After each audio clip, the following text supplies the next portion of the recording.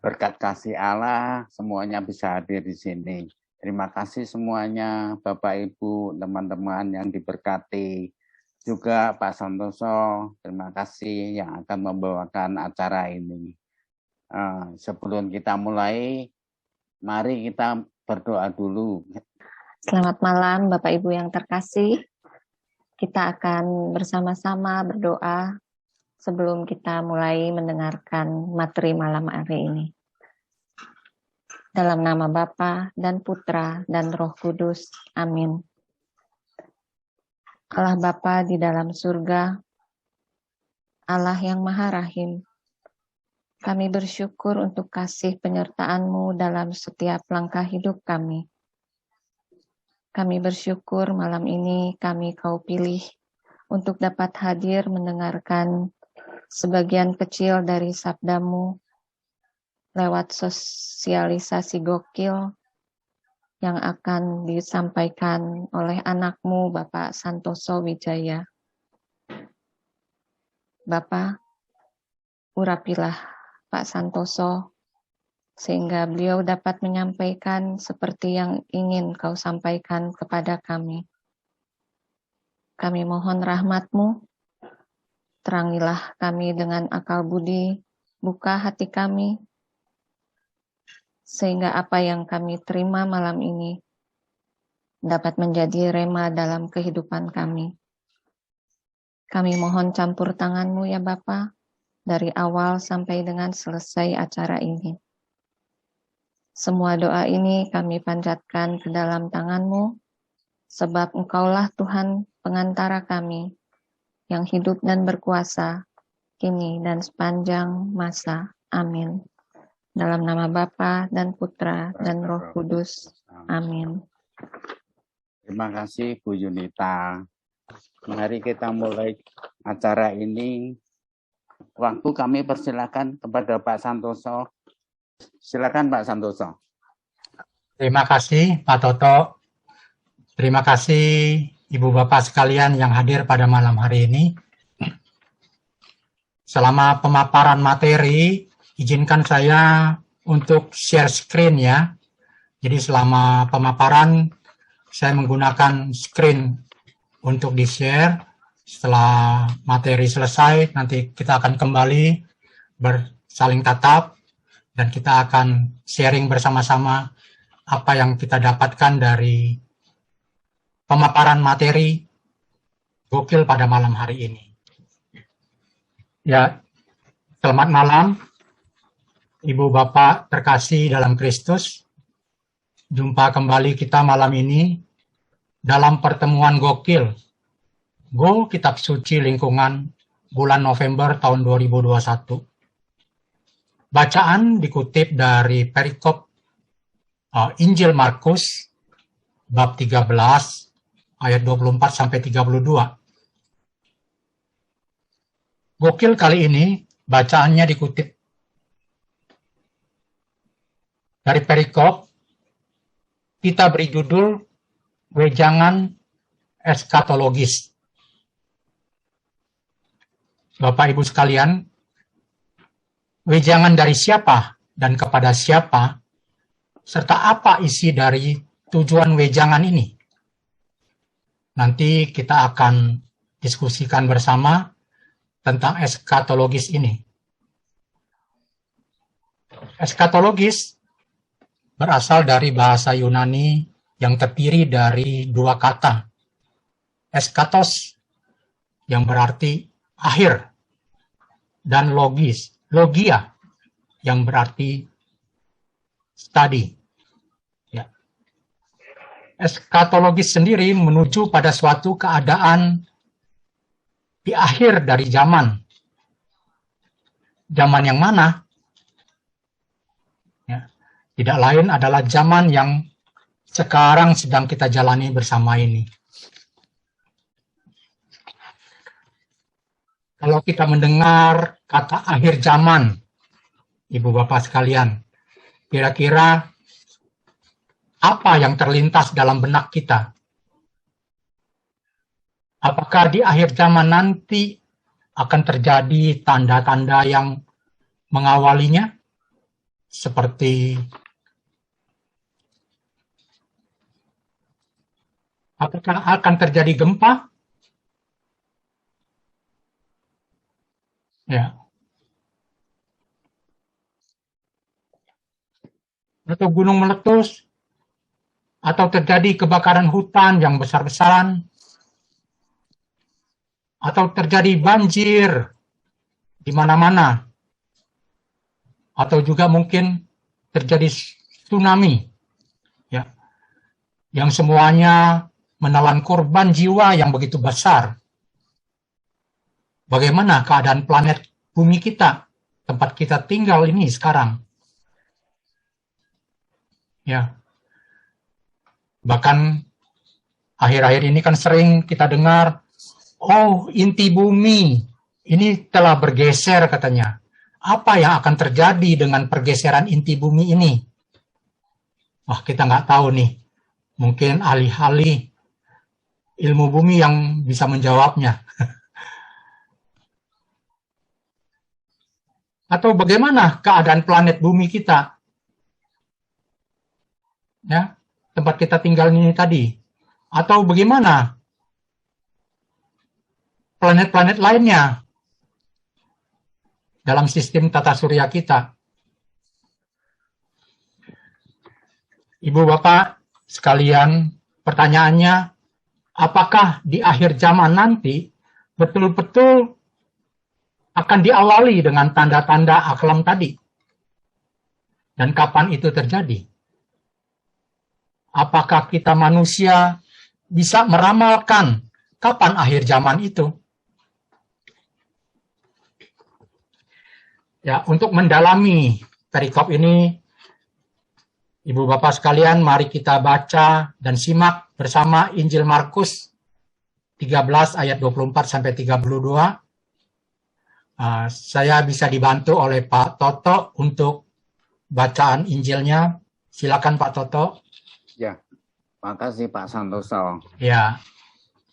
Bacaan diambil dari Markus 13 ayat 24 sampai dengan 32.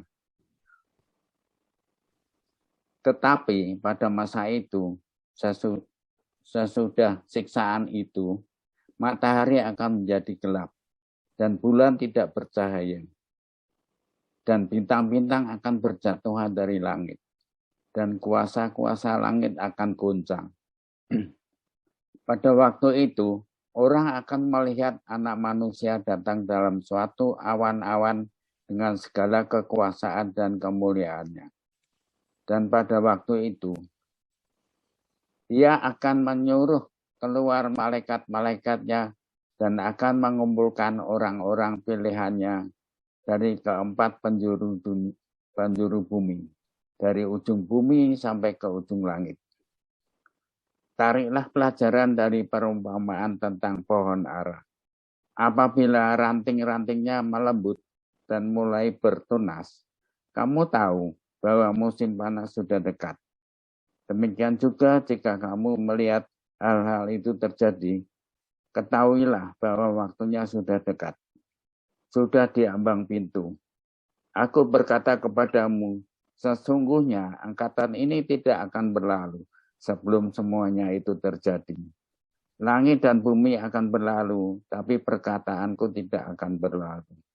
Tetapi tentang hari dan saat itu, tidak seorang pun yang tahu, malaikat-malaikat di surga tidak, dan anak pun tidak, hanya Bapa saja yang tahu. Demikian sabda Tuhan. Terima kasih Pak Santoso. Terima kasih Pak Toto. Ya, Ibu Bapak sekalian, Markus 13 ini terdiri dari beberapa perikop, ya, yang isinya mengenai khotbah tentang akhir zaman, atau kita sebut eskatologisnya.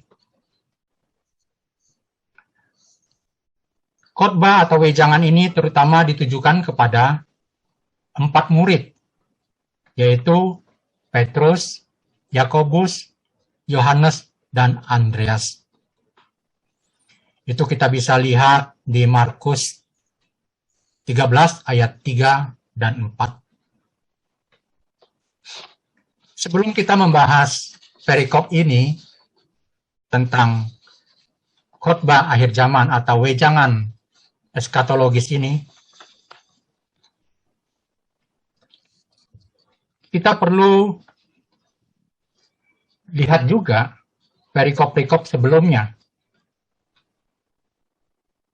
Ya, terutama pertama-tama diawali dengan perikop di mana di situ tertulis bait Allah akan diruntuhkan. Itu kita bisa lihat di Markus 13 ayat 1 sampai 2. Di mana di situ dikatakan murid-murid menyampaikan kepada Yesus bahwa di situ gedung yang begitu megah, batu-batu yang begitu kokohnya. Tapi apa kata Yesus? Gedung-gedung itu memang hebat, dan batu-batu itu begitu kokohnya. Tapi saatnya nanti tidak ada satu batu pun yang akan berada di atas batu yang lainnya. Ya, kalau kita lihat dan kalau kita perhatikan, batu-batu itu yang kokoh disusun, pasti kan batu yang satu ada di atas batu yang lain. Demikian juga gedung-gedung dibangun dengan menyusun batu-batu, sehingga terbentuklah bangunan yang indah, megah. Tapi nanti batu-batu itu tidak ada satupun yang ada di atas batu yang lain. Berarti itu semua akan berserakan, roboh ya. Ya, demikianlah keadaannya seperti itu. Kita bisa lihat di Markus 13 ayat 7, dan apabila kamu dengar deru perang atau kabar-kabar tentang perang, janganlah kamu gelisah. Semuanya itu harus terjadi, tapi itu belum kesudahannya. Ini mau menggambarkan keadaan kondisi yang mungkin sedikit kacau. Apakah ini tanda-tanda eskatologis tadi? Ya, bahkan ada bangsa-bangsa akan bangkit melawan bangsa dan kerajaan melawan kerajaan. Akan terjadi gempa bumi di berbagai tempat dan akan ada kelaparan. Semua itu barulah permulaan penderitaan menjelang zaman baru. Saya memberi tanda merah di sini, menjelang zaman baru. Artinya, sebelum kita memasuki zaman baru nanti, yaitu tadi disebutkan menjelang, apakah gambaran-gambaran tadi seperti ada perperangan di mana-mana, ada bencana alam di mana-mana, apakah itu suatu tanda-tanda untuk memasuki zaman baru nanti? Ibu Bapak sekalian, mari coba kita telaah bacaan Markus 13 ayat 24 sampai 32 tadi, ayat per ayat, coba kita dalami sedikit demi sedikit untuk memahaminya. Ya, di Markus 13 ayat 24 dan 25. Tetapi pada saat masa itu, sesudah siksaan itu, matahari akan menjadi gelap dan bulan tidak bercahaya, dan bintang-bintang akan berjatuhan dari langit, dan kuasa-kuasa langit akan goncang. Ini tadi ada kata-kata pada masa itu sesudah siksaan. Sesudah siksaan itu. Siksaan seperti apa gitu ya. Setelah itu nanti matahari, bulan itu tidak bercahaya. Bagaimana matahari dan bulan tidak bercahaya? Ada sesuatukah? Ya. Kalau saya mendengar atau membaca ayat ini, saya teringat ketika Yesus disalib menjelang kematiannya. Pada saat itu jam tengah hari ya. Tengah hari, tetapi mataharinya tidak kelihatan. Gelap sekali. Ya, kondisi seperti ini mau menggambarkan suatu suasana yang mencekam gitu ya. Dan bintang-bintang akan berjatuhan dari langit dan kuasa-kuasa langit akan goncang. Di ayat ini bukan mau menggambarkan goncangan tata surya atau matahari, bulan, bintang tadi itu mau mengajar kita tentang astronomi atau bagaimana. Ya, pada zaman itu dia ingin menyatakan bahwa dunia dan alam raya akan goncang ketika Tuhan Yesus datang untuk kedua kalinya. Ya, penulis Markus di sini dengan ciri-ciri khasnya, dengan bahasa apokaliptiknya, dilandasi pada tulisan-tulisan yang sudah muncul sebelumnya. Ya, jadi Markus di sini menulis juga karena di kitab-kitab sebelumnya dapat kita jumpai di kitab Yesaya, kitab Yeskiel, dan juga ada di kitab Daniel, itu sudah pernah menyampaikan hal-hal seperti ini. Kita bisa lihat ya, seperti di Yesaya 13 ayat 10, sebab bintang-bintang dan gugusan-gugusannya di langit tidak akan memancarkan cahayanya. Matahari akan menjadi gelap pada waktu terbit. Ya kan? Menjadi gelap pada waktu terbit, dan bulan tidak akan memancarkan sinarnya. Lalu, kalau kita lihat di kitab Yeskiel, bab 32 ayat 7, waktu aku membinasakan engkau, langit akan kututup dan bintangnya kubuat berkabut. Matahari kututup dengan awan dan bulan. Cahayanya tidak bersinar. Kira-kira ini mau menggambarkan suasana. Apakah ini tanda-tanda akhir zaman tadi? Ya, kita coba lanjut lagi di ayat ke-26. Pada waktu itu, orang akan melihat Anak Manusia datang dalam awan-awan dengan segala kekuasaan dan kemuliaannya. Bapak Ibu sekalian, Markus menulis ini juga ternyata hal ini juga sudah pernah dituliskan. Ternyata ada juga kita jumpai di kitab Daniel, yaitu Daniel 7 ayat 13 sampai 14, di mana anak manusia itu menggambarkan tentang anak manusia seperti apa. Meski muncul sebagai penafsiran, namun kecenderungan kuat tersebut dan peristiwa yang mengiringinya mengacu pada kitab Daniel. Yesus menerapkan gambaran Daniel pada dirinya untuk menunjukkan bahwa ia datang dari Allah dengan menampakkan kemuliaannya. Namun demikian tidak seperti anak manusia dalam kitab Daniel yang dimuliakan. Justru Yesus sebagai anak manusia tidak diberi kemuliaan sebagai raja, tapi justru menjalankan peran Allah dalam mengumpulkan umat pilihannya yang tercerai-berai. Jadi anak manusia bukanlah pertama-tama di identitas Yesus pribadi, melainkan apa yang dilakukan Yesus dalam statusnya yang rendah sebagai manusia, sebagai manifestasi kerendahan hati Yesus. Ia akan mengutus para malaikatnya untuk mengumpulkan para umat pilihannya. Ya, itu ada di Markus 13 ayat 27 tadi.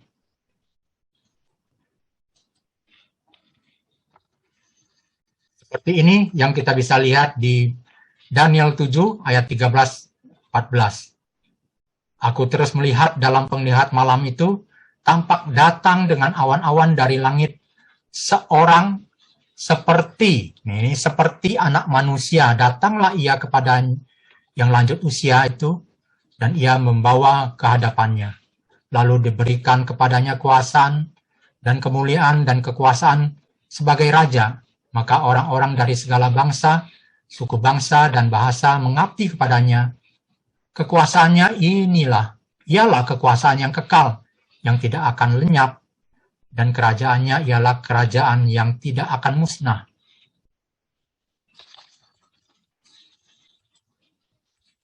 Lalu kita juga bisa lihat apa yang ditulis di Markus 8 ayat 38. Ya.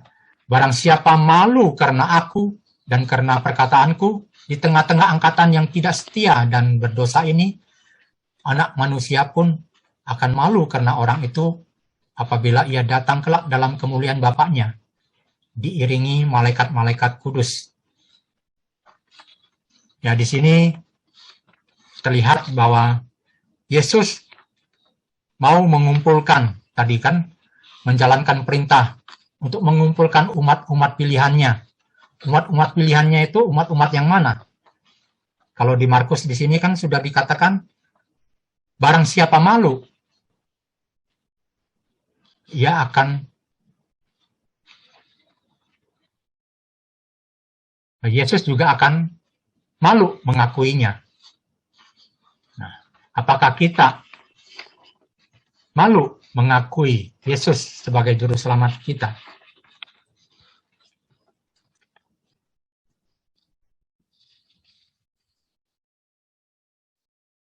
Lagi di bawah 13 ayat 27, dan pada waktu itu pun dia akan menyuruh keluar malaikat-malaikat dan akan mengumpulkan orang-orang pilihannya dari keempat penjuru bumi, dari ujung bumi sampai ke ujung langit.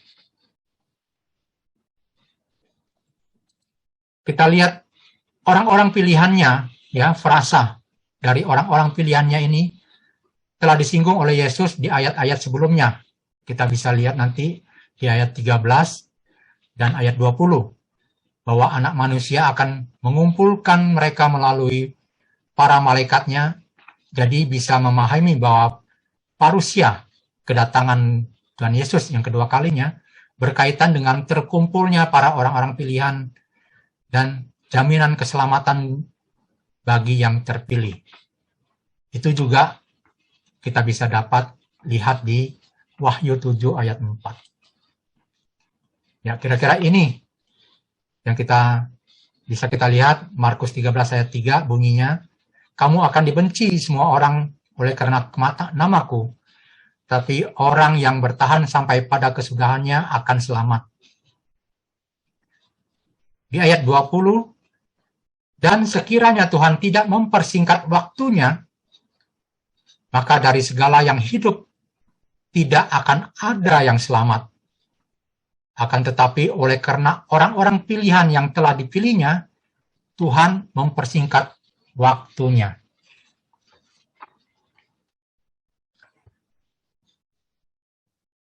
Lalu di Wahyu, dan aku mendengar jumlah mereka yang dimateraikan itu 144.000 yang telah dimateraikan dari semua suku keturunan Israel. Wahyu 7 ayat 4. Ini mungkin menjadi pertanyaan kita juga ini. Maksudnya apa ini ya? Dan aku mendengar jumlah mereka yang dimateraikan. Apakah yang dimateraikan ini orang-orang yang dipilih tadi? Orang-orang pilihan Allah? Kalau iya orang-orang yang dipilih Allah, ya masa cuma 144.000? Sedikit banget sih. Di mana kita di sini? Apakah kita ada di bagian 144.000 ini? Oke, nanti kita akan bahas bersama-sama. Lalu di ayat 24 sampai 30 di sini, tariklah pelajaran. dari perumpamaan tentang pohon ara. Apabila ranting-rantingnya melembut dan mulai bertunas, kamu tahu bahwa musim panas sudah dekat. Demikian juga jika kamu melihat hal-hal itu terjadi, ketahuilah bahwa waktunya sudah dekat, sudah di ambang pintu. Aku berkata kepadamu, sesungguhnya angkatan ini tidak akan berlalu sebelum semuanya itu terjadi. Ini menarik di ayat 28 tadi. Kalau ayat-ayat sebelumnya tadi kita bisa lihat ayat 24, 25. Di situ dikatakan matahari tidak bersinar, matahari dan bulan tidak bersinar, ya. Bintang-bintang di langit berjatuhan. Kok ya sesuatu yang sepertinya seram. Tapi di ayat 28 di sini mengajak kita, tariklah pelajaran. Ya, kita diajak untuk menarik pelajaran apa yang kita dapat dari awal ayat 24 sampai 25 tadi tentang sesuatu yang menyeramkan. Tapi di ayat 28 sini justru kebalikannya. Tentang pohon ara. Apabila ranting-rantingnya melembut dan mulai bertunas, kamu tahu bahwa musim panas sudah dekat. Demikian juga jika kamu melihat hal terjadi, ketahuilah bahwa waktunya sudah dekat. Kita bisa reka-reka, maksudnya waktunya sudah dekat ini, waktu apa ayo? Apakah yang dimaksud dengan waktu eskatologis tadi? Sudah dekat, sudah di ambang pintu. Aku berkata kepadamu, sesungguhnya angkatan ini tidak akan berlalu sebelum semuanya terjadi. Oke, kita bisa lihat bagaimana pohon ara itu. Ya. Kalau kita lihat, kita sudah mulai, pohon ara sudah mulai bertunas, tumbuh daun baru. Saya pernah menanam pohon ara ini di halaman, di dalam pot ya. Setiap kali dia bertunas, keluar daun baru, nggak lama lagi, dia akan berbuah di tangkai-tangkainya.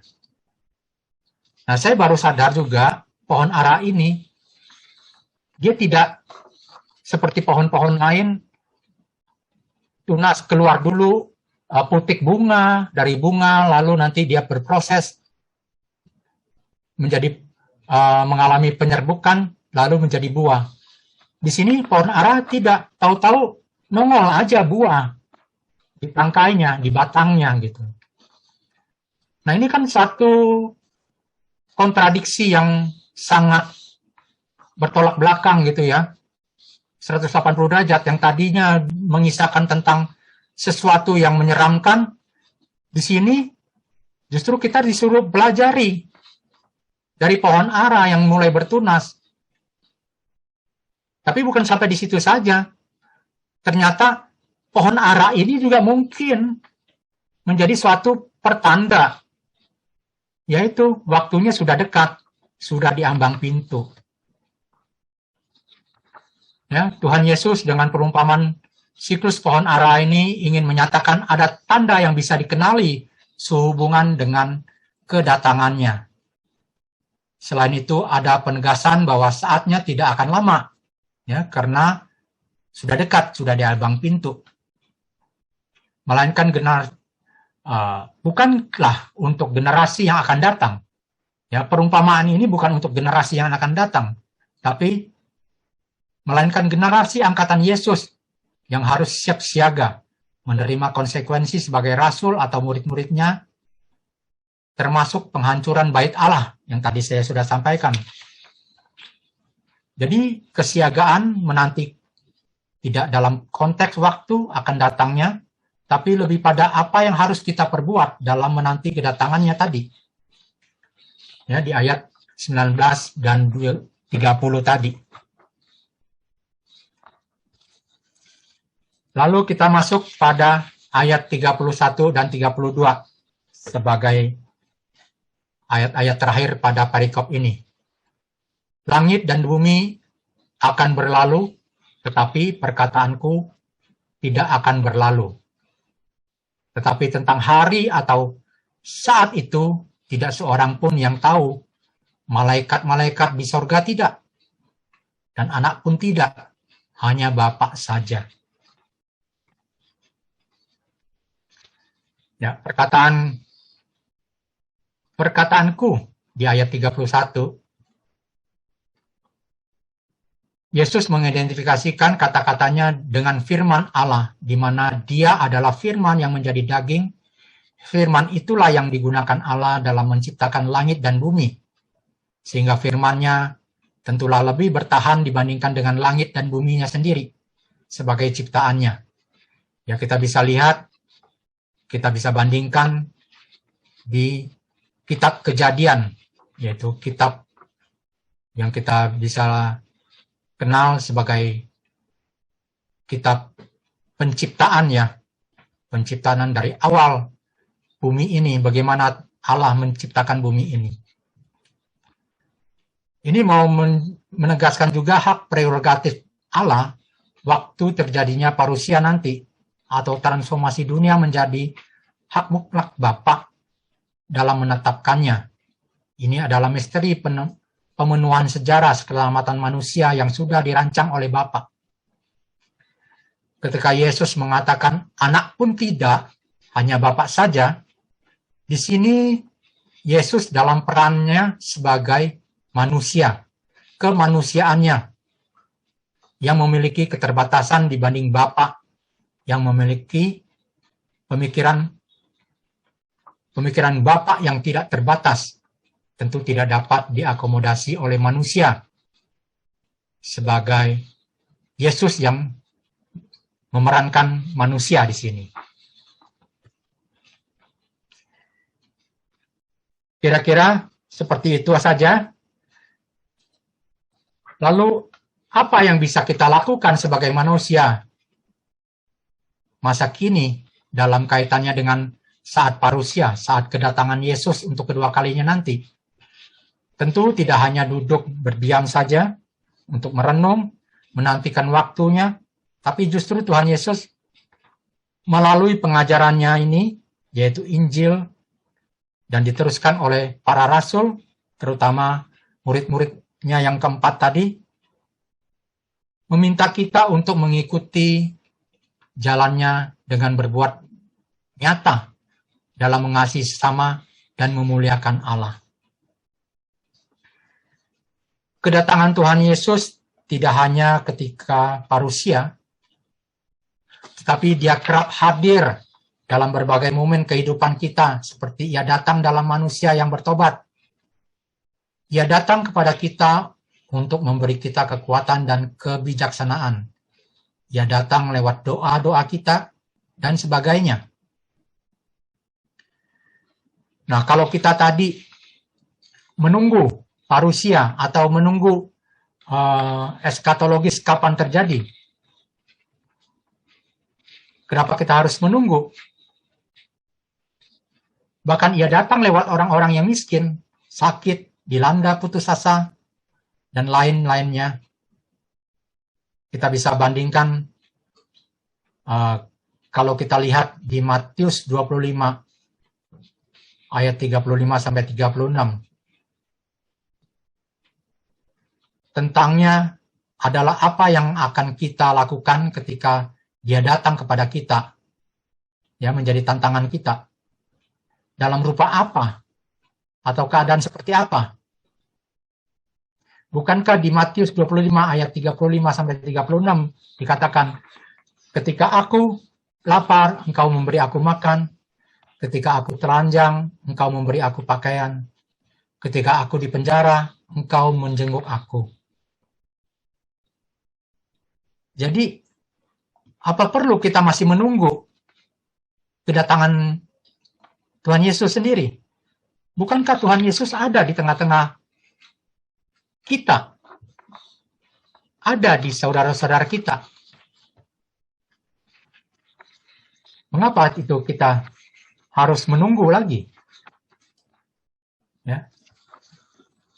Ya, seperti tadi ini Matius 25 ayat 35 sampai 36.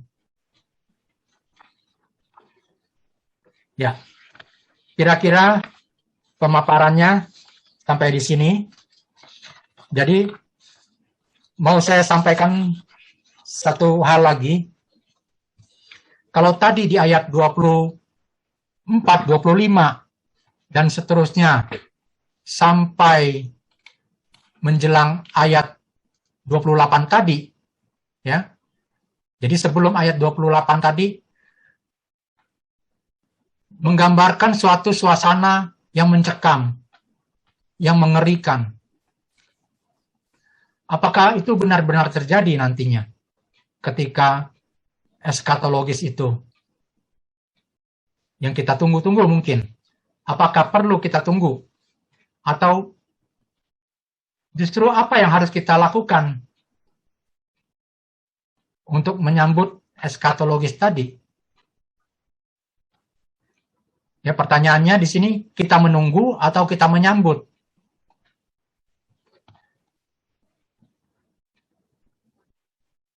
Oke, sampai di sini dulu.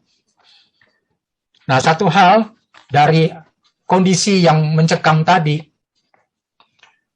saya iseng-iseng saya lihat lagi dan saya ingat satu ayat itu di Kejadian 18 ya. Kejadian 18 ayat 22 sampai 33. Itu tentang doa syafaat Abraham, tentang bagaimana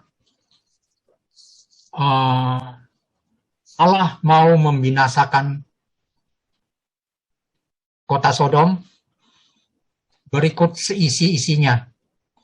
Tapi apa yang dikatakan oleh Abraham? Apa yang dimohonkan oleh Abraham?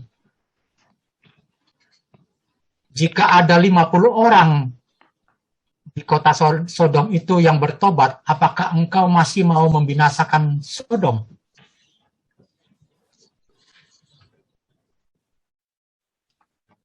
Tuhan bilang, oke, karena ada 50 orang, saya tidak membinasakannya. Tapi ditanyakan lagi oleh Abraham, jika ada 5 orang dari 50 orang itu yang mungkin tidak bertobat, jadi masih ada 45 orang lagi yang bertobat, apakah engkau masih tetap mau membinasakannya? Nah, bertolak dari ayat ini, saya mau merefleksikan juga, apakah benar di ayat Markus 13 ayat 24-25 tadi yang mau menggambarkan kekacauan-kekacauan itu tadi, itu ada satu pertanda awal nanti akan terjadi akhir zaman. Yang mungkin akhir zaman itu yang kita bayangkan adalah sesuatu yang menyeramkan, yang semuanya binasa. Apakah betul seperti itu? Apakah benar-benar akhir zaman itu semuanya binasa? Tidak ada lagi yang lama-lama tidak ada lagi?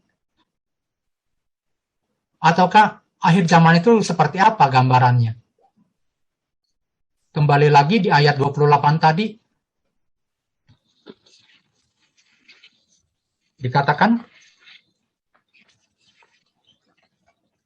tariklah pelajaran. Kita diminta untuk menarik pelajaran dari kejadian-kejadian yang menyeramkan tadi dengan perumpamaan yang disampaikan oleh Yesus sendiri tentang pohon ara tadi. Kalau kita lihat, ya itu kan sangat kontradiktif keadaannya. Yang satu awalnya menggambarkan sesuatu yang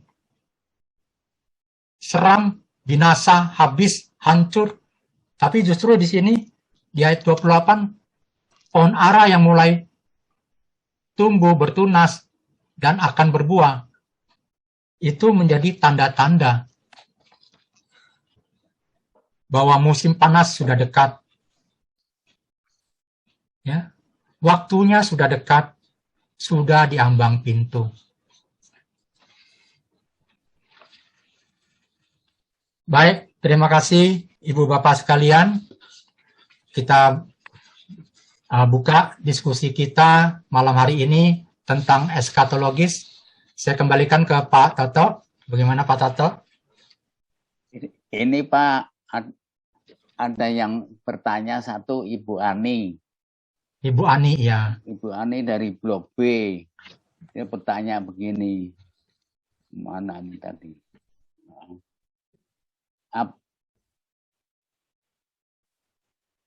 Pertanyaannya begini, Pak Santoso. Apakah eskatologis sama dengan kiamat atau akhir zaman? Satu. Apa bedanya akhir zaman dengan zaman akhir? Mohon pencerahannya. Ibu Ani dari Blok B. Silakan Pak Santoso. Apakah eskatologis itu akhir zaman? Akhir zaman di sini apakah sama dengan kiamat? Yang saya baca eskatologis itu ya akhir zaman ya. Nah, justru disinilah menjadi permenungan kita di sini. Apakah akhir zaman itu selalu menggambarkan suatu kondisi yang binasa, habis, hancur? Seperti kalau kita membayangkan kiamat. Kalau kita bilang kiamat kan itu seperti yang digambarkan tadi. Langit-langit, bintang, benda-benda langit semua pada berjatuhan katanya. Apakah seperti itu yang dimaksud kiamat? Mungkin itu. Atau akhir zaman, yaitu akhir di mana kita akan diadili ya. Bagaimana menurut teman-teman yang lain? Mungkin kalau ada pendapat dari Ibu siapa tadi? Ibu Ani. Ibu Ani ya. Mungkin ada pendapat yang lain. Apakah akhir zaman itu sama juga dengan pengadilan pertama dan pengadilan terakhir? Karena semalam saya dapat pemahaman mengenai itu, tapi juga masih belum jelas, karena begitu kita meninggal itu kan katanya dianggap kita sudah ada pengadilan awalnya, lalu pada saat nanti pengadilan terakhir itu ada semalam saya juga masih nggak jelas Pak, mungkin Bapak bisa ikut mencerahkan gitu Pak, saya nggak sempat bertanya soal tadi malam. Ya, mohon maaf Bu Ani kalau masalah akhir zaman ada dengan hubungannya dengan pengadilan terakhir, saya terus terang nggak begitu paham ya. Tapi minggu kemarin kita sudah mendapat pengajaran dan pencerahan dari Romo Ferry dalam pertemuan kita seperti ini. Mungkin di situ ada sedikit gambaran apa itu pengadilan terakhir gitu ya. Mungkin dari teman-teman yang lain bisa membantu.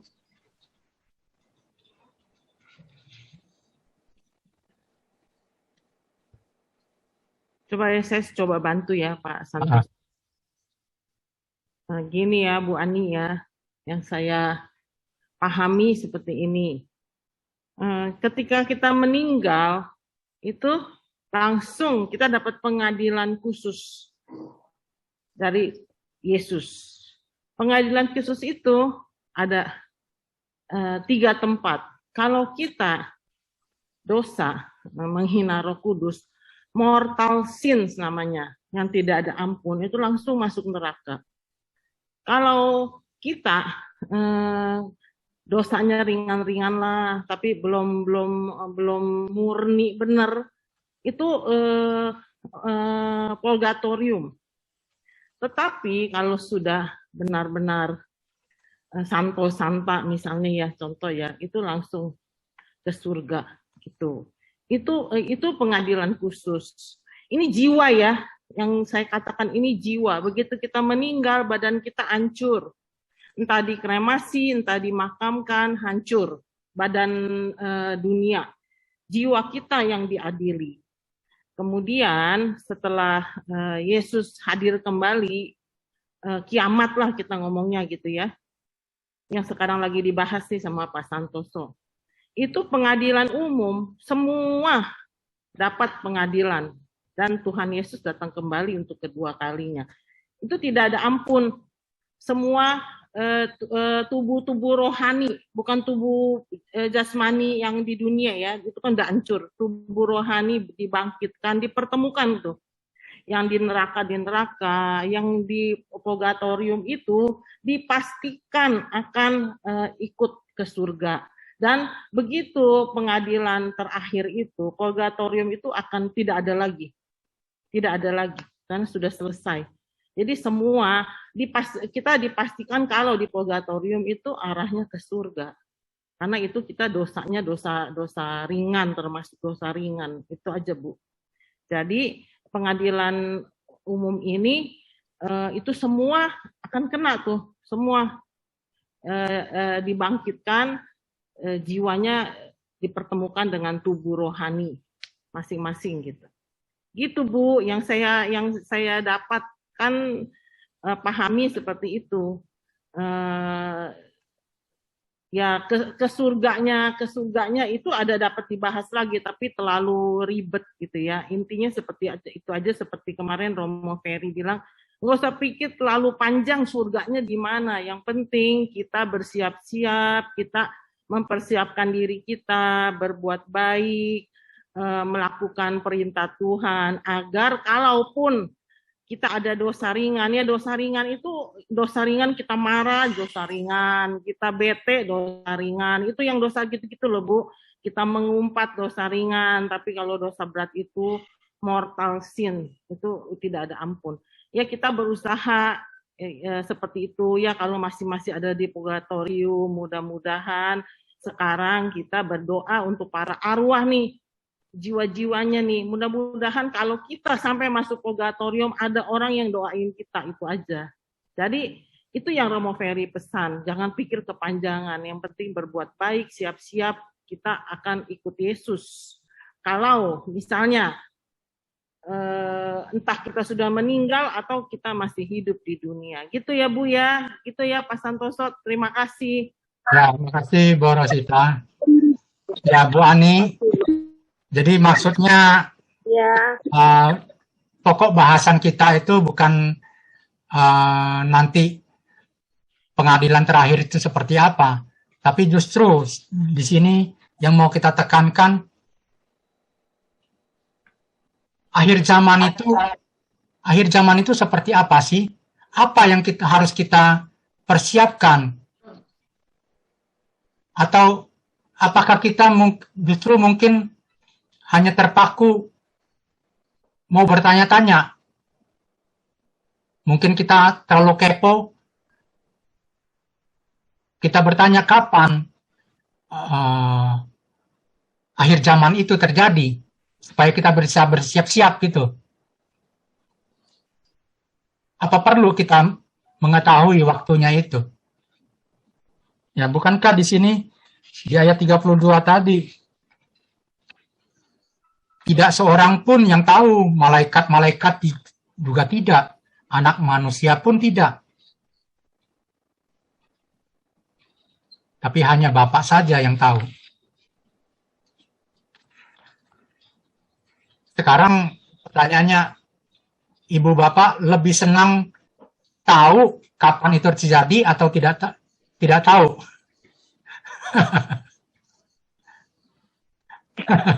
Bagaimana Pak Hendrato? Tidak tahu. Ya. Lebih baik tidak tahu, Pak. Kenapa Bu Leni?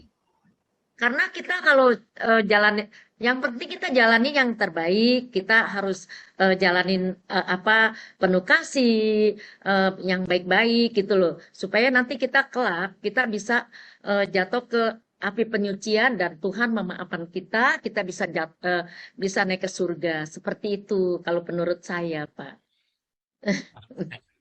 Ya, makasih Bu Leni. Coba wajahnya yang cantik dibuka dong videonya dong. Ini laptopnya parah ini. Kalau dibuka suka blank. Coba. Oke, ya. Makasih Bu Leni. Ya. Itu cantik tuh. Ya, silakan Ibu Bapak sekalian yang lain. Mas Santoso. Ya, Bu Eti. Saya pernah mendengar sharing dari teman saya. Beliau sudah meninggal.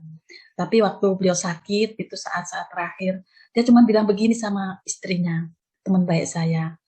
Kita itu ya, nggak usah takut kalau mau mati, katanya. Saya sendiri takut, Pasan. Tapi dia bilang, teman saya tuh bilang, ketika kita lahir, kita kan nggak tahu apa-apa nih, tahu-tahu, udah brojol, nangis gitu ya. Jadi kita nggak tahu. Begitu juga waktu nanti saya mau mati, katanya, Tuhan ambil, udah tenang aja. Pasti ini kok, kita nggak tahu apa-apa, tahu-tahu udah Tuhan selamatkan. Itu yang menguatkan saya, Pak San. Jadi ya sedikit banyak mengurangi rasa takut saya kalau menghadapi kematian. Oke, ya baik, makasih Bu Eti. Makasih Pak San. Iya. Silakan teman-teman yang lain. Pak San, saya Ya, Pak Toto. Kemarin teman saya sharing dia menghadapi kematian istrinya. Waktu dia nunggu bolak-balik rumah sakit ke rumah sakit ke rumah, dia bertanya kepada berdua ya, mereka saling bertanya, apa yang akan kau katakan kepada Tuhan jika engkau duluan menghadap dia? Aduh, orang semua berpikir, apa yang akan kau katakan kepada Tuhan jika engkau menghadap Tuhan? Gitu. Maksudnya katakan tentang dianya suami istri itu. Tentang pasangannya. Ya, tentang pasangannya. Terus dianya juga nyanyi, berdua nyanyi God to be with you till we meet again. Waduh, orang-orang yang hadir di misa di situ, aduh, pada banyak yang nangis loh.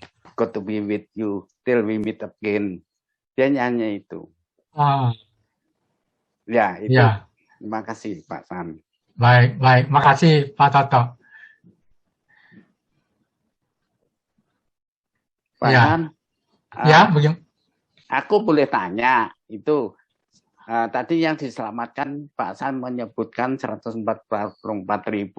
Pertanyaan saya, siapa saja yang diselamatkan Pak San?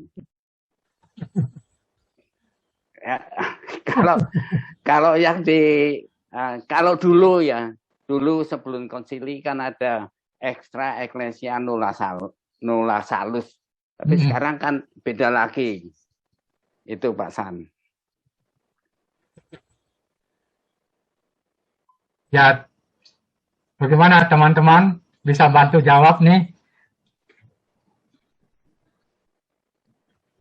Siapa-siapa saja itu 144 orang, 144.000 orang. Ya. Saya pikir Pak San. Ya, Pak Harun. Itu angka hanya satu lambang. Ya, artinya semua manusia itu termasuk di situ. Waktu itu kan nggak tahu jumlah manusia berapa orang. Bangsa Israel maksudnya. Yang tua-tua itu 144.000, dia mewakili kita di surga waktu itu. Mewakili kita semua yang ada di dunia. Ya, dia memuji dan memuliakan Tuhan di surga. Jadi mereka selalu mendampingi Allah Bapa di surga. Tuhan Yesus itu ya. Anak domba Allah yang mulia itu. Jadi saya pribadi sih saya menganggap 144 itu hanya satu lambang. Bukan menunjuk pada satu jumlah orang yang siapa yang diselamatkan orang. Tidak spesial menunjuk itu. Ya, kalau saya sih begitu pribadi saya, Pak San. Terima kasih. Terima kasih Pak Harun. Silakan teman-teman, ada yang pendapat yang lain dari apa yang disampaikan Pak Harun tadi? Pak San, boleh Ya. tambah. Itu. Ya, Jadi yang diselamatkan itu kalau siapa saja yang mengikuti ajaran Yesus itu akan diselamatkan. Siapa saja, maksudnya baik itu orang yang di ujung gunung yang belum pernah mengenal Yesus, tapi hidupnya baik, maksudnya baik yang sesuai dengan ajaran Yesus. Meskipun dia tidak mengenal ajaran Yesus. Itu nanti yang diomongi extra ecclesia nulla salus. Itu karena orang yang di gunung di apa itu kalau orang Katolik saya terima ajarannya itu diistilahkan Kristen anonim. ya, Jadi itu juga diselamatkan. Tapi yang lebih ekstrem lagi ya Pak San, yang menurut Origenes itu kan juga seorang teolog, seorang uskup apa itu Origenes, bahwa suatu pada zaman akhir nanti Yesus menyelamatkan orang-orang yang ada di purgatorium, itu yang seperti dikatakan Bu Rosita, dan juga Yesus akan datang ke neraka, akan ini menurut Origenes akan ya kasarnya menanyain siapa yang bertobat dan mau mengikuti aku silahkan masuk surga. Tapi Origenes Karl Rahner ngomong gitu, nggak mungkin semuanya itu. Tetap ada setan-setan yang tidak mau mengikuti Yesus. Jadi di neraka itu tinggal sedikit, kata Origenes. Itu demikian Pak San. Makasih. baik, makasih. Makasih Pak Toto. Jadi Silakan. kita nggak usah takut. Kita pasti masuk surga Pak San. Iya. Itu jaminan Yesus. Karena tujuannya namanya aja juru selamat. Kalau Yesus nggak bisa menyelamatkan kita, artinya Yesus gagal dong untuk menyelamatkan kita. Makasih. Ya, makasih Pak Toto. Ya, tadi saya setuju juga dengan apa yang disampaikan Pak Harun ya. Kita jangan melihat angka sebagai satu jumlah yang mutlak begitu. 144.000. Kok sedikit banget. Tapi saya melihatnya begini. 144.000 itu satu jumlah yang mungkin relatif ya, bisa banyak, bisa sedikit gitu kan. Nah, masalahnya apakah itu yang sedikit itu termasuk kita-kita di sini gitu loh. Maksud saya, kita jangan lihat 144.000, tapi itu mau menggambarkan bahwa orang-orang yang dipilih itu tidak banyak. Orang-orang yang bisa dipilih itu seperti apa? Ya, tadi Pak Toto juga bilang orang-orang yang ada di 144.000 itu yang diperhitungkan, maksudnya di situ orang-orang yang diperhitungkan. Jadi orang-orang yang dipilih di situ. Orang-orang yang seperti apa? Yaitu orang-orang yang melakukan kehendak Bapa. Nah, masalahnya seberapa banyak orang-orang yang konsisten melakukan kehendak Bapa? Apakah kita ada di antaranya itu di situ? Saya tambah Pak San. Ya, Pak Harun. Hanya orang yang melakukan kehendak Bapa saja, harus ditambahin lagi Pak. Ya. Orang-orang yang berdosa yang mau bertobat. Mau Itu termasuk. bertobat. Yang Oke. bertobat ya, saya bilang yang bertobat, mau bertobat. Karena kan dalam ayat-ayat kitab suci banyak sering ngomong, Allah tidak akan membuang kita. Tidak akan loh. Ini janji Tuhan, jaminan. Asalkan kita kembali kepada Tuhan. Jadi kecuali yang positif, melakukan kehendak Bapa itu udah bagus, positif kan.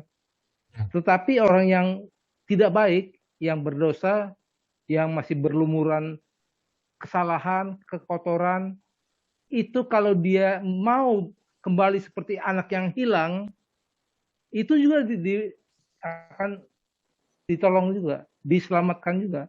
Tidak akan dibuang itu. Jadi saya cuma tambahannya Pak San. Jadi bukan hanya orang yang melakukan kehendak, tapi orang yang mau bertobat itu juga salah satu bagian yang harus diperhitungkan juga. Terima kasih. Terima kasih Pak Harun. Boleh Saya boleh lagi Pak. sharing Pak. Ya, Bu, silakan. Ini siapa dulu? Ibu Ani itu Hasan. Bu Ani ya, silakan Bu Ani. Tadi ada Bapak juga satu ya. Terima kasih Pak. Kalau saya melihat angka 144 tadi, sepakat juga bahwa itu lambang ya Pak. Tapi kalau misalnya kita coba sedikit uraikannya, 144 itu 12 kali 12 Pak. 12 suku bangsa pilihan yang kemudian ada 12 di murid. Yerusalem. 12 murid. Ya, termasuk 12 juga. 12 murid, 12 suku. Iya, betul. Suku bangsa. Ya, itu kan ada di Yerusalem zaman dahulu ya Pak. Nanti dengan kita mengenal Kristus itu diharapkan ada Yerusalem baru. Jadi 12 kali 12. Diharapkan Yerusalem baru itu seluruhnya bisa mengikuti Yesus. Itu Pak, pengertian dari saya seperti itu. Iya, universal sudah. Terima kasih Ya, Bu Ani. Yerusalem baru itu. Ya. Ya, seluruh dunia itu. Ya, universal Pak. Oke, tadi siapa lagi setelah Bu Ani tadi? Ada Pak yang mau Suryo, bicara? Pak. Pak Suryo. Pak Suryo ya? Ya. Silakan Pak Suryo. Pak Suryo. Wah, nggak jadi Pak Suryo.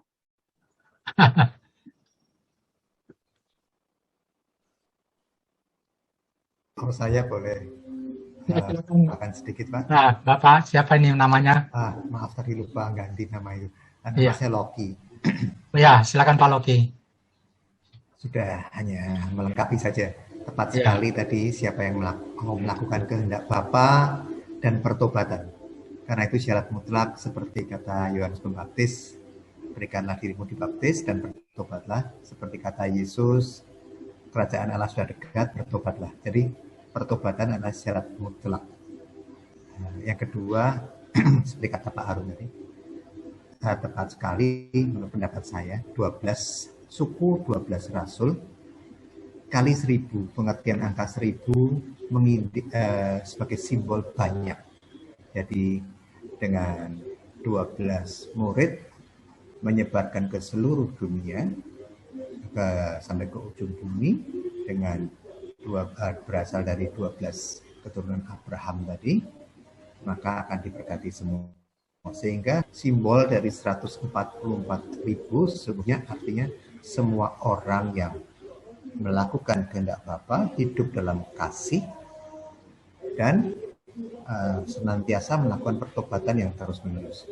Itu aja mungkin Pak. Terima kasih Pak. Terima kasih Pak Loki. Ya, semakin melengkapi ya di sini. Makanya kita tidak bisa melihat angka 144.000 tadi sebagai satu angka yang menyatakan jumlah saja, tapi mungkin di situ tersirat makna-makna yang lainnya ya. Seperti tadi Bu Ani sampaikan tadi, 144 itu adalah 12 kali 12. Ya. Kalau kita lihat 12 itu ya 12 rasul, ya 12 suku. Jadi kalau tadi kelipatan 1000, ribuan itu maksudnya ya menyatakan jumlah yang banyak sekali.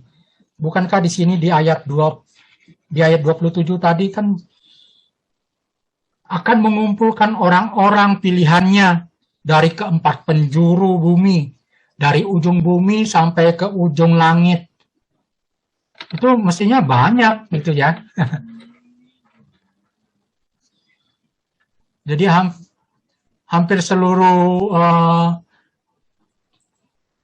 manusia yang ada hidup di bumi ini, gitu loh. Tapi yaitu orang-orang yang pilihan tadi, orang-orang yang mau melaksanakan kehendak Bapa dan orang-orang yang bertobat, gitu.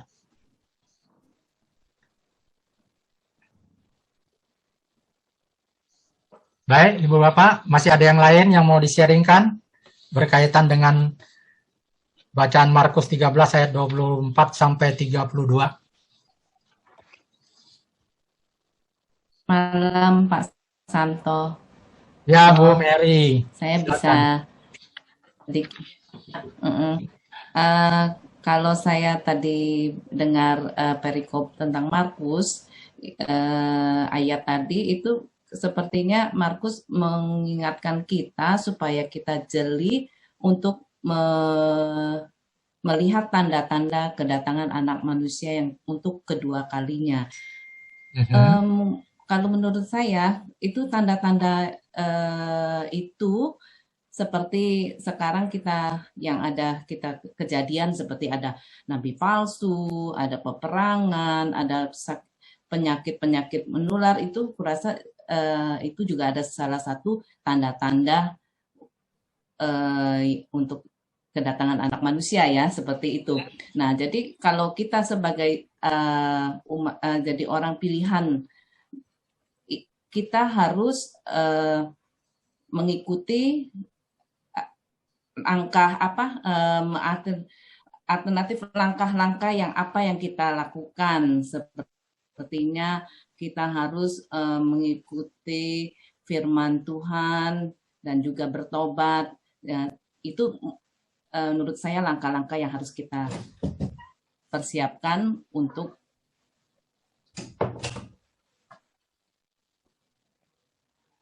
Halo, Bu Mati. Ya, silakan Bu Mary. Ya, Mak, saya matiin kamera ya, Pak. Putus. Ya. Oke. Lanjutkan. Ya, ya itu Pak, untuk menanti kedatangan Anak Manusia untuk kedua kalinya, kita harus persiapkan langkah-langkah berikutnya untuk mengantisipasi tanda-tanda tadi, Pak. Menurut saya itu. Jadi nanti sebagai pemenang nanti untuk penghakim.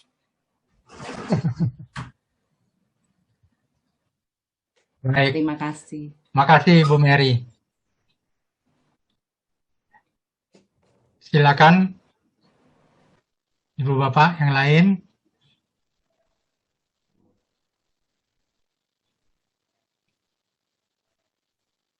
Bagaimana pandangan kita tentang akhir zaman ini gitu loh. Apakah gambaran akhir zaman itu sesuatu yang menakutkan atau bagaimana?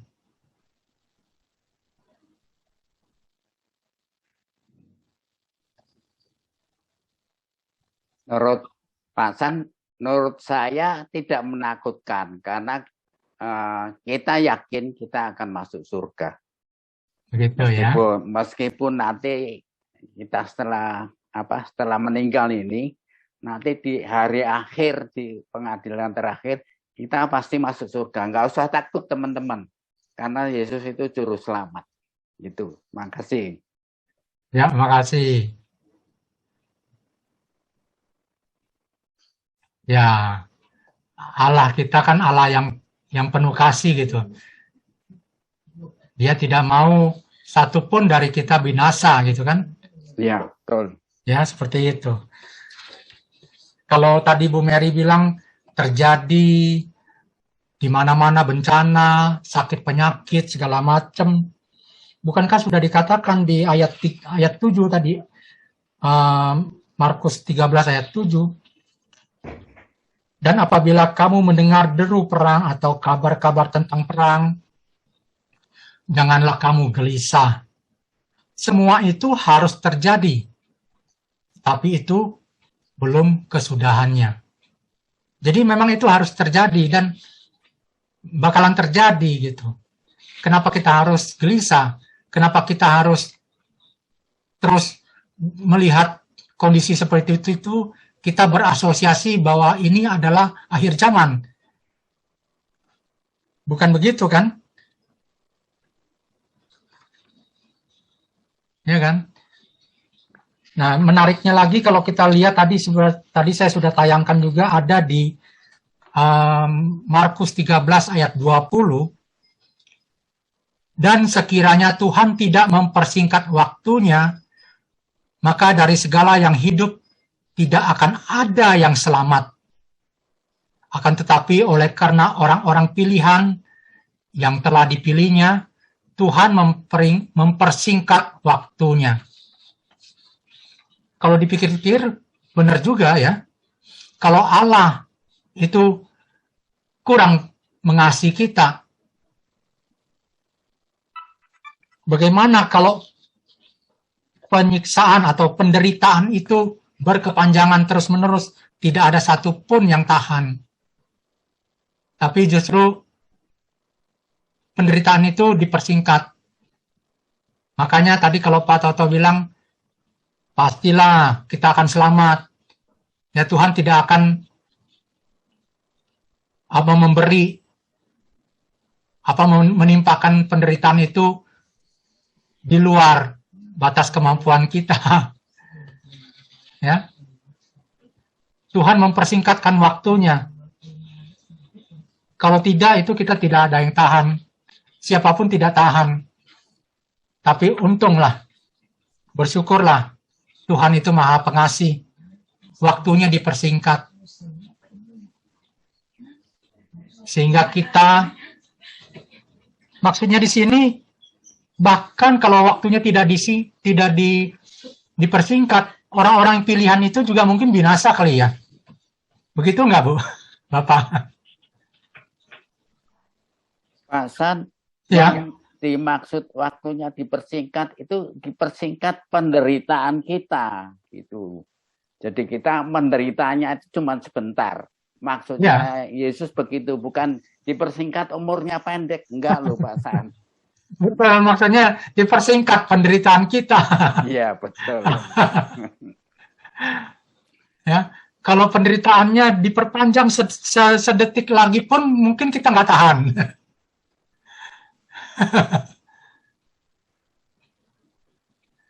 Ya. Apa itu juga maksud dari kalau misalnya orang yang sudah sakit parah terus kemudian meninggal itu, apa juga itu yang dimaksud dengan mempersingkat penderitaannya, Pak?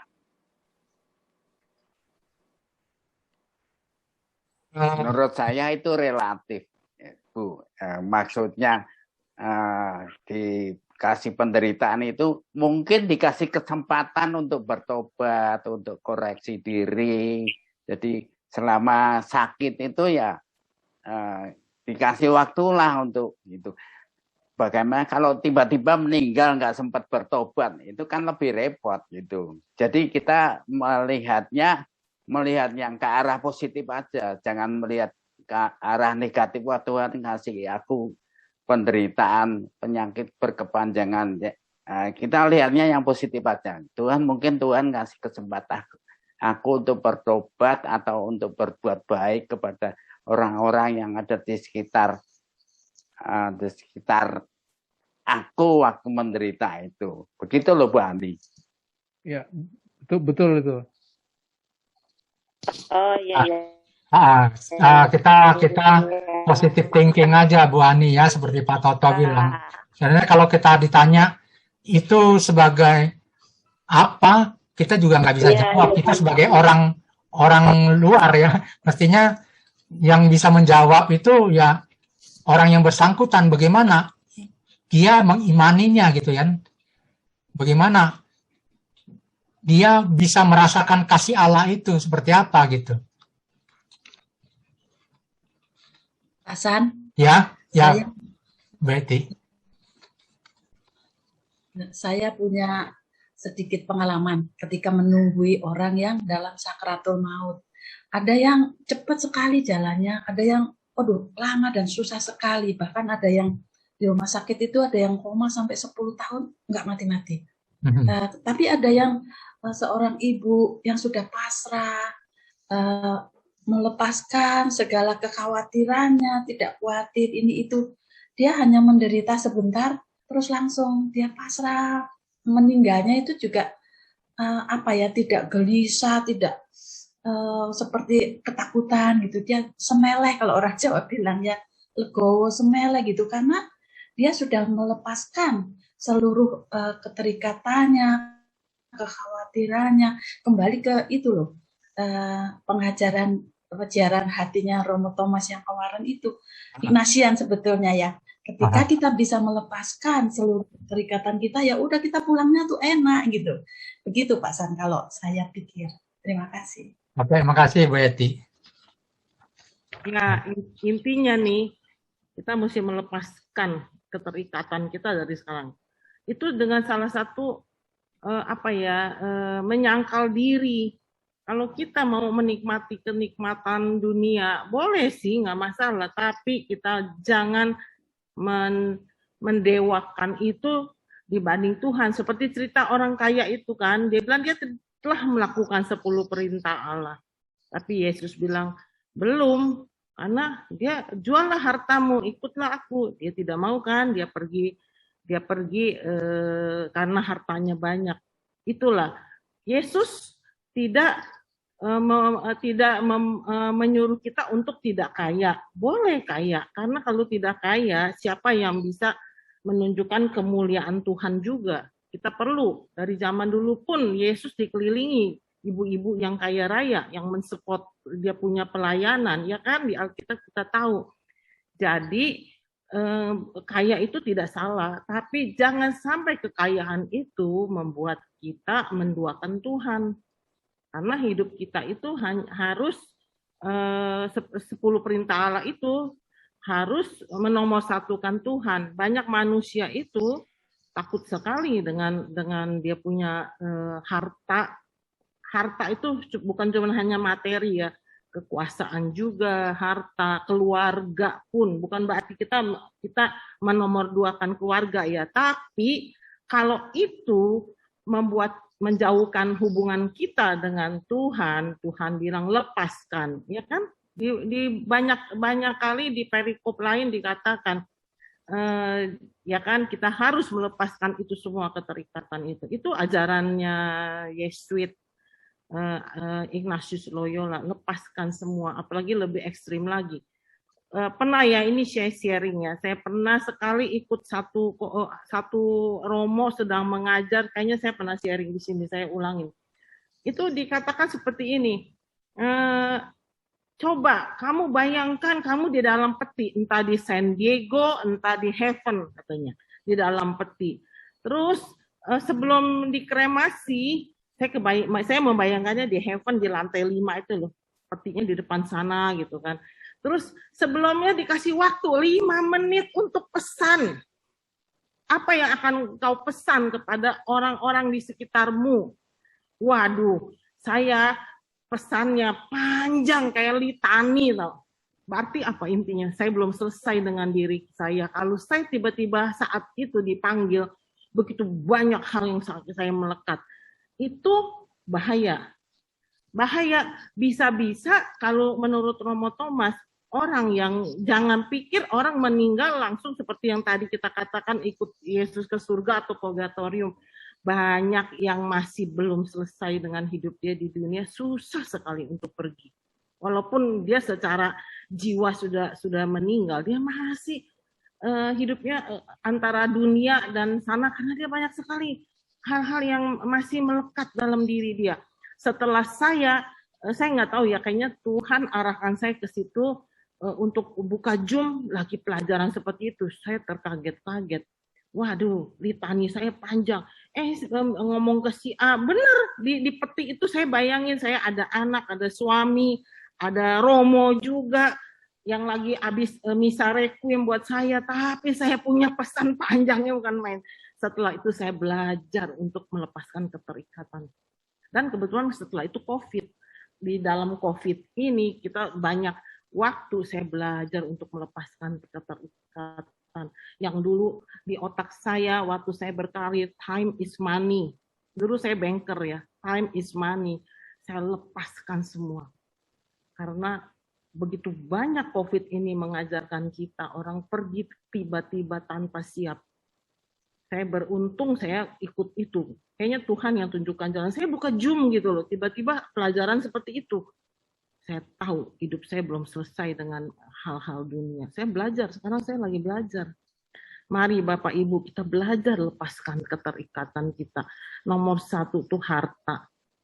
Itu sangat membuat kita jauh dengan Tuhan. Kita takut sekali besok susah. Sepertinya kita lupa Tuhan kita itu Tuhan yang memiliki semua. Kita takut sekali hidup kita susah. Itu nomor 1. Kedua, dengan keluarga. Ketiga, dengan segala yang kita miliki, kita takut sekali itu kehilangan. Itu saya lagi belajar Bapak Ibu, makanya saya sharing di sini. Pelan-pelan, nggak mudah, karena itu menyangkal diri. Itu menyangkal diri. Gimana kita punya uang sekian, tapi ada orang yang mau perlu bantuan kita berani ya lepasin apa yang kita punya untuk itu. Walaupun sebenarnya kita udah ada planning buat yang lain. Dan percaya tidak Bapak Ibu, digantikan sama Tuhan. Itu saya alami lagi COVID ini. Orang tidak tahu, kita juga pusing, semua pusing dengan COVID ini kan. Saya berani serahkan apa yang di tangan saya ke orang itu, saya digantikan, amazing. Itu pelan-pelan saya lagi belajar itu. Nggak gampang memang, kadang-kadang ngedumel juga, tapi saya pikir, saya mati gimana nih, litani saya masih panjang nggak nih? Itu loh Bapak Ibu. Terima kasih itu sharing saya. Terima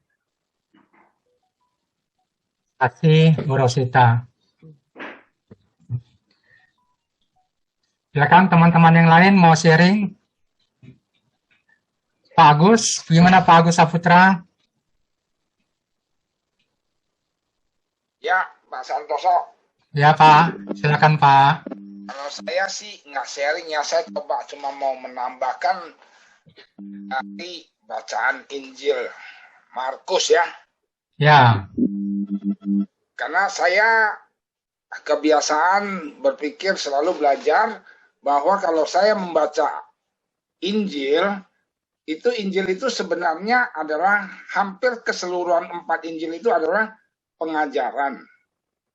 Ya, pengajaran artinya seperti Markus 13 ini kalau kita kembali ke perikopnya kan adalah khotbah tentang akhir zaman. Ya. Nah, berarti kalau yang kita baca tadi itu Injil Markus bab 13, berarti perikop ini bercerita tentang khotbah tentang akhir zaman. Nah, apa makna khotbah? Khotbah itu adalah pengajaran dari Yesus sendiri tentang akhir zaman. Nah, yang kita bacakan tadi dari dari ayat 24 sampai 32. Menurut saya nih ya,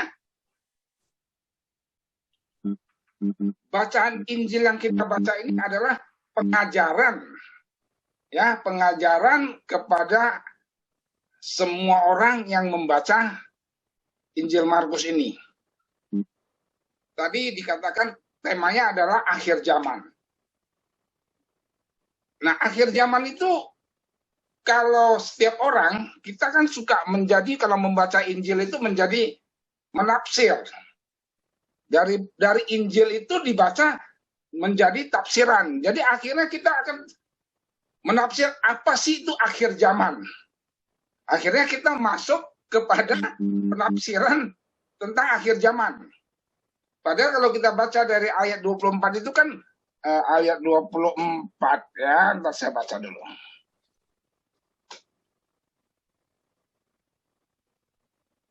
Nah, tetapi pada masa itu, sesudah siksaan itu, matahari akan menjadi gelap, bulan tidak bercahaya. Saya akan baca semua ya. Jadi bacaan yang kita pakai pada hari ini adalah tentang akhir zaman. Harus dikaitkan dengan akhir zaman. Artinya akhir zaman ini bukan untuk ditafsirkan, tapi menurut saya ya, setiap orang akan mengalami akhir, yaitu ketika masa saya di dunia ini sudah cukup dan saya pasti akan kembali kepada akhir zaman. Ketika mata sudah tutup, masukin akhir zaman, semua akan menjadi gelap. Saya sudah tidak bisa melihat apa-apa lagi. Nah, ditutup dengan ayat 32. Ya, saya langsung aja, saya nggak usah bahas karena Pak Santoso udah bahas ya. Tetapi tentang hari atau saat itu tidak orang pun yang tahu. Malaikat surga tidak, dan anak pun Bapa saja. Nah, artinya menurut saya pengajaran ini dari ini, Yesus ingin mengajarkan kepada kita bahwa akhir zaman setiap orang pasti akan mengalami akhir zaman. Dan tidak ada satu orang pun yang tahu, bahkan malaikat pun tidak, anak pun tidak tahu, cuman Bapak saja. Nah, pengajaran pada ayat-ayat yang kita baca hari ini adalah kepada kita, audien yang baca, kita sudah siap belum dengan akhir zaman yang akan kita alami. Tadi dari sharing Bu Eti, Bu Mary, Bu Rosita, semua itu bagus-bagus semua. Ya, tetapi pertanyaannya buat saya, apakah saya memahami tentang Injil yang saya baca ini ya? Apakah saya siap? Apa yang harus saya lakukan? Karena pada akhirnya semua akan gelap, semua akan habis. Ketika saya tutup mata, saya memasuki akhir zaman, maka semuanya akan habis. Nah, semua ini siapa yang tahu? Nggak ada satu orang pun yang tahu, hanya Bapak yang tahu. Ya, jadi menurut saya ya, pengajaran ini cukup bagus. Artinya buat saya paling tidak, saya harus mempersiapkan hidup saya sebelum saya memasuki akhir zaman. Apa yang diajarin oleh Yesus harus kita lakukan, karena pada akhir zaman setiap orang harus mempertanggungjawabkan semua apa yang dia alamin selama hidupnya. Ya, jadi menurut saya Injil ini sangat bagus. Injil ini adalah pengajaran kepada saya, kepada kita semua, bahwa apa yang kita harus mempersiapkan diri untuk memasukin akhir zaman. Ya, memang dalam kenyataan hidup ya, kenyataan hidup yang saya lihat, banyak sekali orang-orang, khususnya orang-orang Katolik yang membaca kitab suci, itu selalu lebih condong kepada nafsir. Semua nafsir tadi, ada yang bagaimana begini, ada yang tentang 144.000 orang. Padahal kan kalau khotbah itu kan tujuannya adalah untuk saya, untuk siapapun yang mendengar atau membaca Injil itu. Jadi mungkin sharing saya, bukan sharing sih ya, pengalaman saya, bahwa kalau saya membaca Injil, saya itu harus selalu mengacu kepada Injil adalah pengajaran yang Tuhan Yesus sendiri ajarkan. Saya selalu menghindari untuk masuk kepada tafsir.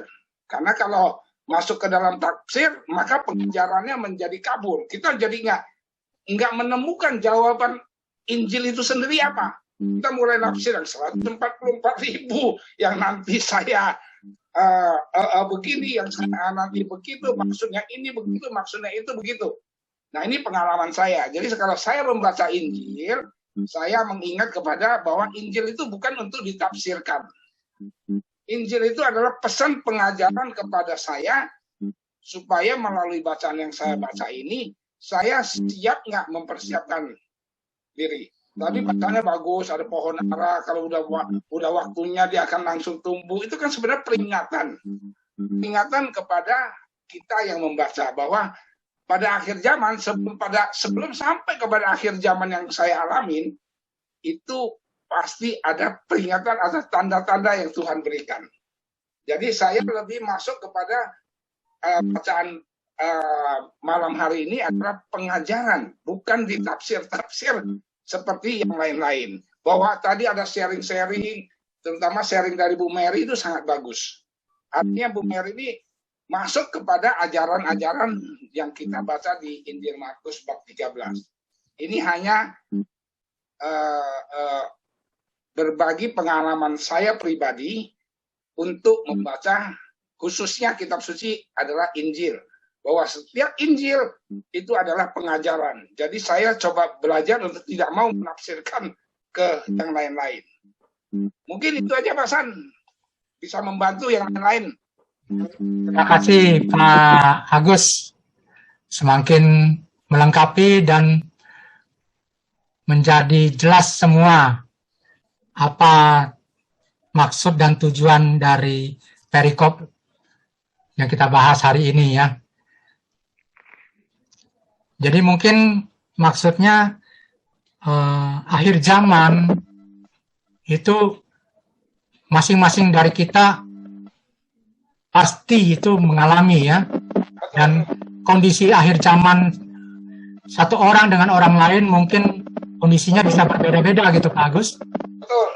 Ya. Ya, jadi saya bayangkan juga seperti pewahyuan jadinya gitu Pak Agus. Ada pewahyuan pribadi, ada pewahyuan umum. Demikian juga akhir zaman ini mungkin bisa juga diasosiasikan seperti itu, akhir zaman secara pribadi atau akhir zaman secara umum gitu ya. Ya. Nah, jadi bagaimana kita menanggapi dan menyiapkannya gitu. Apa yang harus kita lakukan? Betul sekali. Supaya akhir zaman itu bukan sesuatu yang menakutkan gitu ya Pak. Betul. Semua orang akan menghadapinya. Ya. Kita harus siap belum gitu loh. Oke, terima kasih Pak Agus. Ya. Ya. Baik, silakan teman-teman yang lain yang mau menambahkan.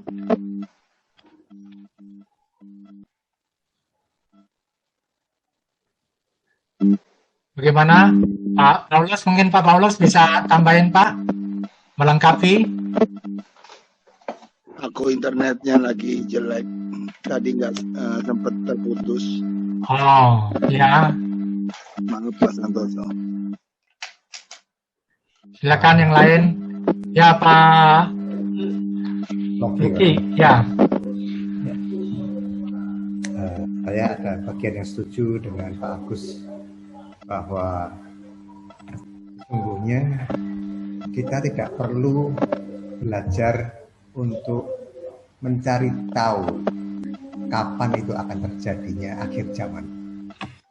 Dikatakan bahwa hanya Bapa yang tahu, itu sebetulnya jawaban Yesus dalam kapasitasnya dia mempunyai kodrat sebagai manusia. Karena Yesus kan mempunyai dua kodrat ya. Ya. Manusia dan Allah. Dia menjawab demikian dalam kapasitas Yesus dengan dalam kodratnya sebagai manusia. Tetapi dalam kapasitasnya kodrat sebagai Allah sebetulnya dia tahu. Karena dialah pencipta. Jadi dia itu firman ya. Jadi dia menciptakan dunia dan Bapa telah menyerahkan segalanya kepada dia. Yang saya setuju dengan Pak Agus itu bahwa jangan dipikirkan itu, tetapi bagaimana kita jangan menyembah mamon. Kita jangan menyembah Allah lain. Seperti Borisita dikatakan, kita kemelekatan, ada pemuda yang pergi kecewa karena disuruh menjual hartanya diberikan kepada orang miskin gitu ya Pak. Nah, jadi sebetulnya Yesus itu mau mengatakan sembahlah aku saja.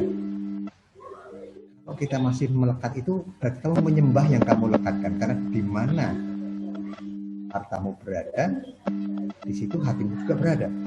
Jadi hatimu berada di harta, bukan di aku.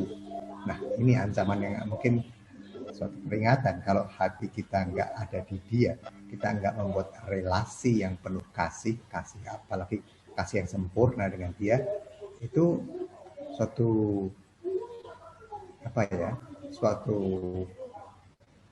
mungkin suatu hal yang disangsikan bahwa kita akan diselamatkan. Tadi begini, kenapa Yesus datang kalau tidak semua diselamatkan? Tidak menurut saya. Karena seperti kita pesan makanan di GoFood gitu ya, makanan itu hanya akan diantar sampai pagar saja. Kita harus keluar untuk mengambilnya. Penebusan tidak otomatis diberikan kepada pengikutnya, umatnya, kalau dia tidak menyambutnya. Jadi penebusan itu diberikan sebagai rahmat, tetapi manusia harus mau menerima penebusan tadi. Salah satu cara penerimaan penebusan tadi yaitu dengan melakukan pertobatan. Jadi dia mau mengasihi Allah, dia mau sesal sempurna atas dosa-dosa yang dia sudah lakukan. Nah, itu yang merupakan langkah mengambil paket dari JNE atau GoFood yang ada di pagar. Jadi nggak otomatis semua orang diselamatkan. Seperti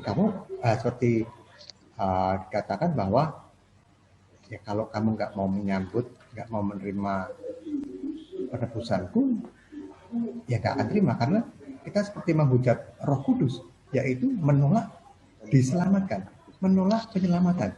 Maksudnya menolak penyelamatan, menolak untuk bertobat. Jadi ya mungkin hanya melengkapi saja, di pandangan saya diperlukan pertobatan, begitu Pak, dan jangan hanya melekatkan diri menyembah ke Mamon. Jadi melepaskan harta dunia itu mungkin susah betul, susah sekali, karena kita takut besok makan apa. Jadi seperti doa Bapak kami hanya rezeki pada hari ini. Tapi kadang-kadang kontra sendiri. Aku minta rezeki jangka panjang Tuhan. Jadi aku bisa pensiun atau untuk sebulan yang akan datang atau setahun yang akan datang. Tapi beranikah kita? Ya besok urusan besok. Kan aku minta doanya kepada Bapak kami, berilah kami rezeki secukupnya. Bukan tabungan deposito 1 juta US atau berapa gitu ya, yang dari bunganya kita bisa makan dan aman. Sehingga pokok depositonya nggak perlu dikurangi. Kita cukup dari interest saja. Begitu ya mungkin ya Bu Rosita ya, dari banker ya. Terima kasih Pak. Terima kasih Pak Luki.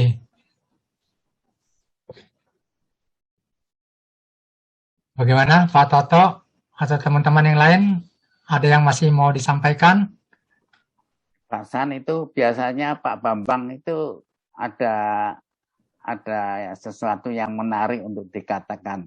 Iya nih, bagaimana? Pak Bambang itu. Pak Bambang, silakan Pak Bambang. Boleh menambahkan Pak? Atau melengkapi? Nambahin ya, semuanya sih sudah kayaknya komplit semua yang sudah dibahas ya. Jadi memang Markus bab 13 ini bicara tentang akhir zaman. Jadi awalnya itu kan murid-murid mengagumi bangunan Bait Allah. Karena posisinya waktu itu kan mereka ada di Bait Allah. Ya. Mengagumi bangunan Bait Allah.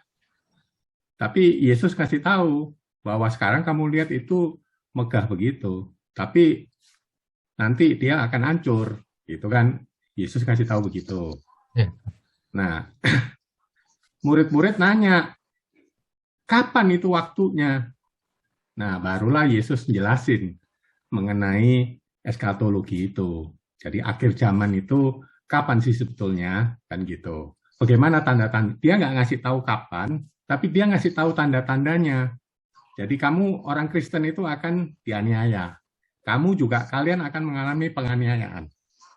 Ada nabi-nabi palsu, ada mesias palsu. Itu tanda-tanda awalnya. Ya musibah, bencana alam itu adalah. Gitu. Nah, apa yang dipesankan ini Yesus adalah bahwa kamu mesti berjaga-jaga, kamu mesti bersiap-siap ketika itu terjadi. Jadi dia nggak ngasih indikasi kapan waktunya, bisa setiap saat. Di Injil-Injil bacaan liturgi harian yang sebelum-sebelumnya kita udah dikasih tahu, berjaga-jaga, mesti waspada, ya 10 gadis itu yang ada nggak berjaga-jaga, lewatlah dia, ya. Tapi ada satu hal yang menurut saya sebagai orang Kristen, saya nggak bisa mempercayai saya itu masuk surga loh. Kalau saya tidak, dalam masa hidup saya, dalam kejiaraan hidup ini, saya tidak melakukan hal-hal yang baik seperti yang diajarkan Yesus. Dan yang paling penting, kita setia sama Dia. Dan inti pengajaran dari kitab suci kita itu adalah kita diminta bertobat seperti Pak Loki tadi bilang. Intinya adalah kita setia dan setia sampai akhir hayat loh. Dan dalam perjalanan itu kalau kita merasa kita memang berdosa ya kita mesti bertobat. Itulah inti kitab suci kita itu. Jadi lu jangan nanya nih akhir zaman kapan. Bisa besok, bisa hari ini, ntar malam juga bisa gitu. Nah, mumpung itu belum datang, bertobatlah. Itu rasanya betul ya Pak Loki ya. Jadi pesannya itu saya rasa itu. Jadi sebagai seorang Kristen enak benar kita kalau jaminan surga. Ya itu memang bolehlah itu jaminan surga lah. Tapi kalau kita dibilang bahwa kita pasti masuk surga, kita hidupnya seenak sendiri loh. Benar-benar seenak sendiri. Jadi itu yang diingatkan Yesus. Kita mesti siap-siap dan berlaku baik gitu loh. Seperti yang dibilang Matius 25:40 kan. Ya. Jadi hidup kita selama masih ada kesempatan ya kita mesti berbuat baik lah. Percaya sama Dia, tetap setia, dan jangan lupa bertobat itu penting itu. Kayak Pak Loki bilang itu penting banget lah gitu. Nah, kalau saya merefleksikan sekarang ini kita 2 tahun ngalamin COVID. Kita nggak bisa datang ke gereja loh, mengaku dosa loh, bertobat. Padahal itu kita sebagai orang Katolik kita dididik untuk ke sana gitu. Disiapkan ke sana. Sakramen tobat kita nggak dapat loh. Dan itu mengkhawatirkan saya, itu refleksi buat saya. Itu Pak Santoso, jadi pesan dari Markus 13:24-32 saya rasa itulah. Gitu. Akhir zaman pasti datang lah, pasti terjadi. Gitu. Nah, bagaimana kita mempersiapkan hidup kita untuk baik. Saya rasa itulah dari saya ya. Terima kasih Pak Bambang ya. Ya, justru di sinilah bagaimana kita mempersiapkan diri kita menjelang akhir zaman nanti gitu loh. Ya, saya setuju dengan Pak Bambang tadi, Matius 25 ayat 40 tadi ya. Ya. Aku berkata kepadamu, sesungguhnya segala sesuatu yang kamu lakukan untuk salah seorang dari saudaraku yang paling hina ini, kamu telah melakukannya untuk aku. Itu. Ya, luar biasa. Justru makanya di sini, kapan kita mau berjumpa dengan Yesus? Apakah kita mau tunggu nanti parusia nanti, waktunya, dan itu juga kita nggak tahu kapan. Bukankah kita bisa berjumpa dengan Yesus melalui orang-orang yang kita jumpai, yang ada di sekitar kita gitu. Bukankah Yesus juga ada di situ gitu, pada orang-orang yang perlu kita kasih juga gitu. Ya, makasih Pak Bambang.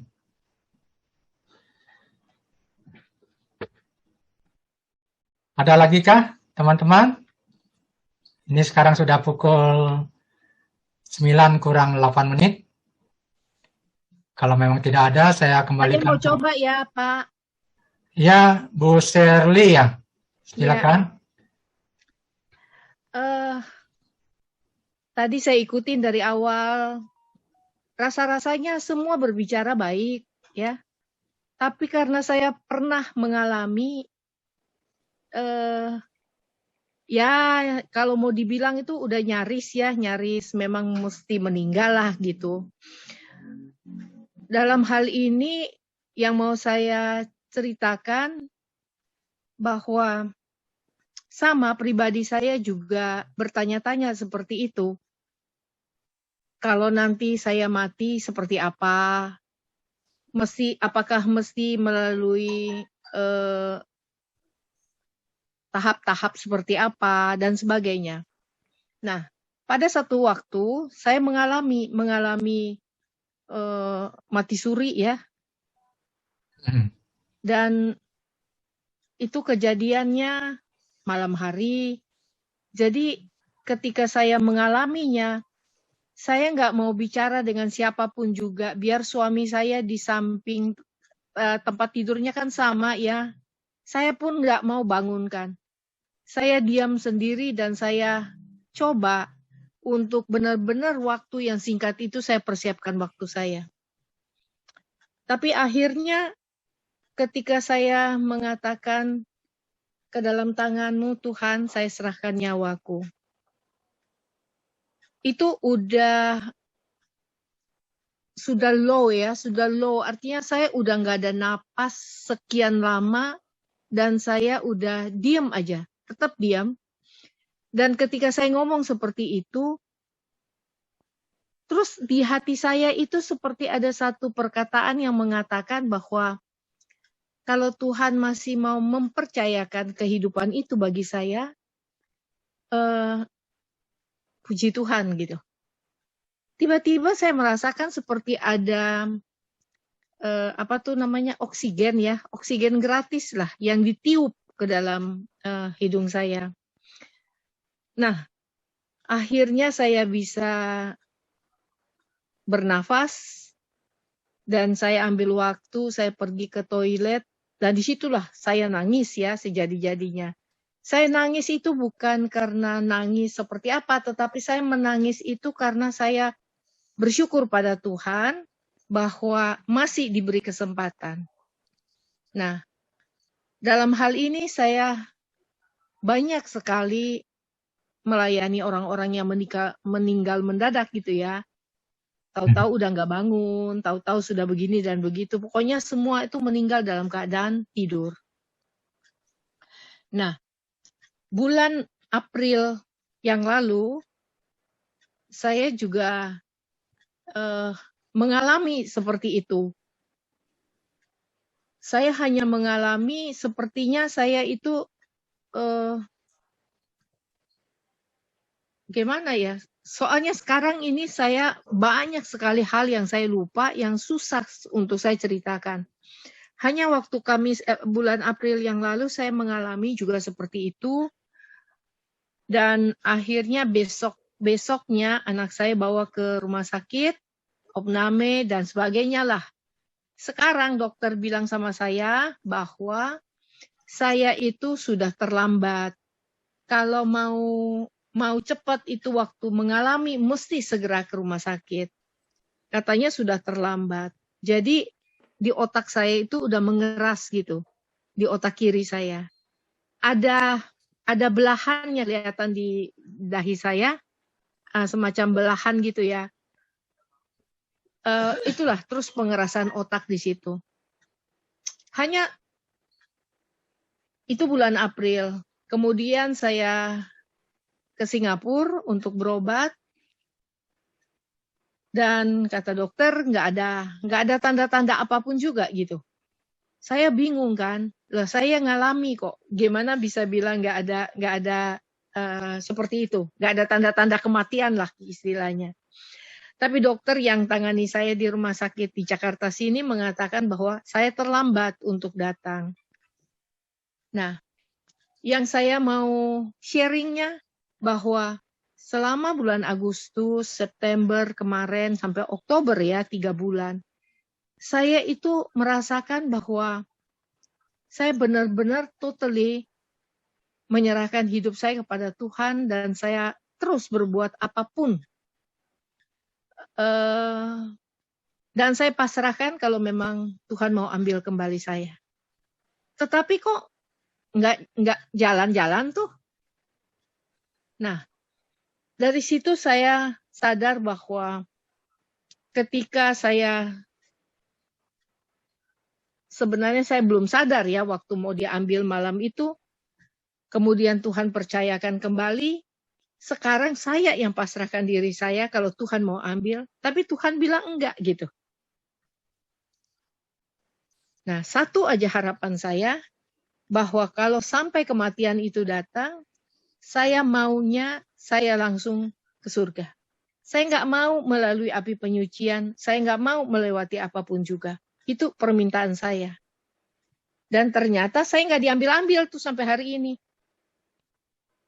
Begitu rahasianya Tuhan, ketika saya memang sudah tidak berdaya, sudah benar-benar sudah nggak mungkin lagi, saya kena serangan seperti itu, terus saya diam dan saya pasrahkan diri saya, kok malah Tuhan itu kasih nafas lagi gitu sama saya.